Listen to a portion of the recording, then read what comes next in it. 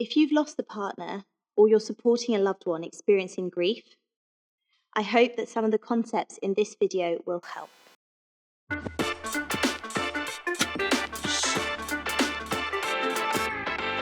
Hello and welcome. I'm Dr. Elen, clinical psychologist and relationships expert. Today we're addressing one of the most painful experiences anyone can go through, the grief of losing a partner. Losing someone you love unexpectedly can shatter your world. One of my clients, Tilly, recently lost her boyfriend in a tragic road accident, and the grief was overwhelming and left her feeling stuck, unable to move forwards. In this video, we'll discuss the stages of grief and some strategies that can help you or someone you love work through this intense emotional journey. Stages of grief. Grief can feel chaotic and unpredictable, but often it moves through certain stages, albeit in different orders. Let's talk about the 5 stages of grief as described by Elizabeth Kubler-Ross to help make sense of this process. Number 1, denial. This is the initial shock. After a sudden loss, it can feel unreal, as though the person is still there, and you might expect them to walk through the door any moment. Denial helps us buffer the shock and pain until we are ready to face reality.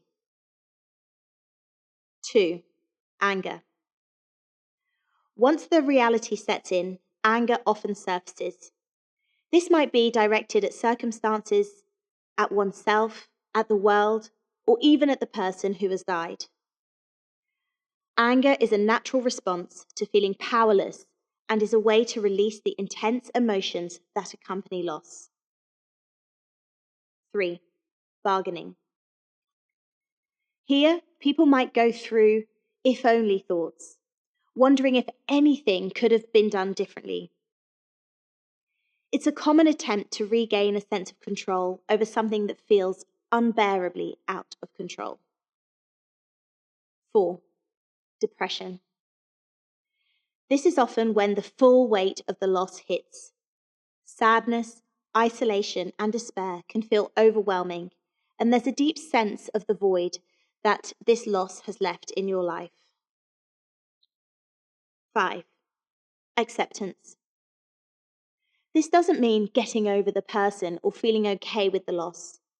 Rather, it's the stage where people begin to accept the new reality that life will continue and that they can carry the love they shared forwards, even as they start to rebuild. Strategies for coping with grief. For some, grief becomes stuck, which is known as complex or prolonged grief. This type of grief can feel all-consuming, making it hard to re-engage with life or find peace. For Tilly, the traumatic mental images she has of her boyfriend adds layers to her grief, making it harder to process. The combination of sudden loss, trauma, and deep emotional connection makes moving forwards feel impossible. Here are some strategies that can help when grief feels overwhelming or stuck. These aren't about moving on, but rather about finding ways to live with the loss in a way that feels more manageable and meaningful. Number 1, change the narrative. Often we replay the same painful memories or focus on what we've lost, which keeps us trapped in sorrow. In Tilly's case, for example, she is stuck on the fact that her boyfriend rented a motorbike that he was not accustomed to driving. She knew he was renting this, but she did not stop him or warn him of the dangers. In therapy, we spoke about some other narratives that might be less blaming, such as, he enjoyed living life to the full. He died quickly and painlessly. We don't have any control over when it's our time to go. Focusing on these less self-blaming narratives really helped her to move forwards a little bit. Number 2, push down the grief temporarily. There's no rule that says you must confront grief every moment. Sometimes, taking a break from your grief by focusing on something else, work, a hobby, spending time with friends can give you emotional breathing room. It's okay to temporarily set grief aside and allow yourself small breaks. This doesn't mean avoidance. It's about self-compassion and recognizing that healing is gradual. 3. Avoid carrying others' grief. After a loss, you might feel the need to support other loved ones or take on their grief as well. But grief is a heavy burden, and carrying others' pain can overwhelm you. Setting emotional boundaries allows you to focus on your own healing. You can support others without sacrificing your own well-being by being clear about your needs and limits. 4. Surround negative events with positive ones. Often, people find it helpful to create a cushion around painful memories with positive activities.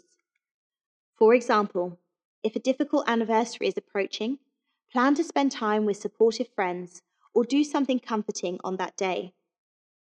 This won't erase the pain, but it can help prevent you from feeling swallowed by sadness. 5. Make time to remember and honor them. Remembering and honoring your partner doesn't mean staying trapped in grief. It's a way of keeping their memory alive in a healthy way.